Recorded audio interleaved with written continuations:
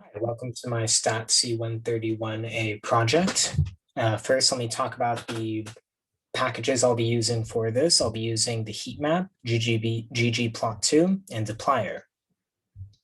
So first things first, I download the data to Bike. Second thing, I'm going to be generating some summary tables in order to do some basic explanatory analysis. We find that there are 5 character variables, 8 quantitative ones, and there's a big distribution, a big spread for some of these variables.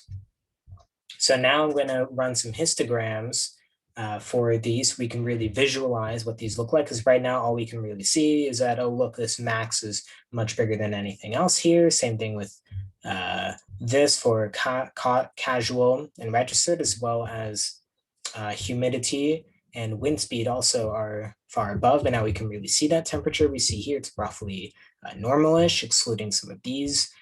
Same thing with average temperature. Wind speed frequency, this is first where we see this right skew.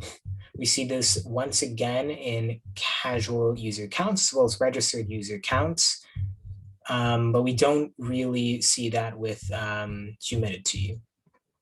Onto hours of the day, this is roughly flat, and the years is pretty bimodal. So the next thing that we want to do is we want to generate some other graphs. We can see correlations between the data, as we do not want to have collinear independent variables when running the regression. So over here, I've run ggpairs. I've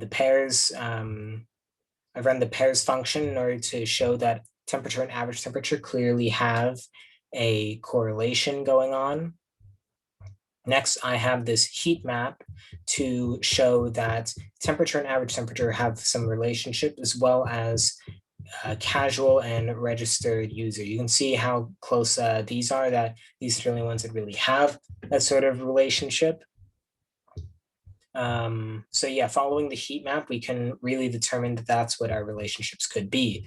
So in the regression, I need to decide which variables I'll be using, which ones I will not be using. I choose to use temperature, average temperature instead of temperature to prevent collinearity. I choose average temperature because I feel like there's a lot less variability. The other variables I omit are hours of the day because it's pretty flat, years because it's bimodal, and I think that's all I really omit. So when we look at the plots here, we compare the registered and casual user data, and we find that working days are positive coefficients in registered, but it's negative for casual. There's an explanation there, perhaps with the basic times that they're working there. And there's a couple of stuff that doesn't really add up here, right? Like wind speed and misty and light rain being positive. So I tried to do some cutting of the data so that we get rid of outliers. What we find is that the data doesn't really change, right? We still have the same figures be significant and in the same direction.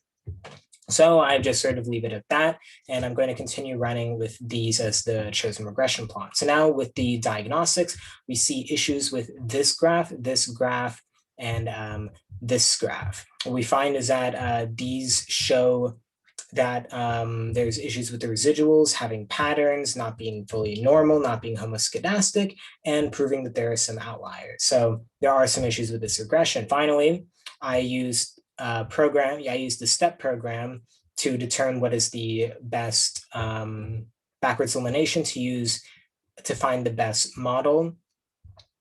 I run that on both of these, and unfortunately, it did not knit, so I had to manually do it, but you can see which variables are chosen: average temperature, humidity, wind speed, and these are not the same ones that I chose on my own. That was an unexpected result.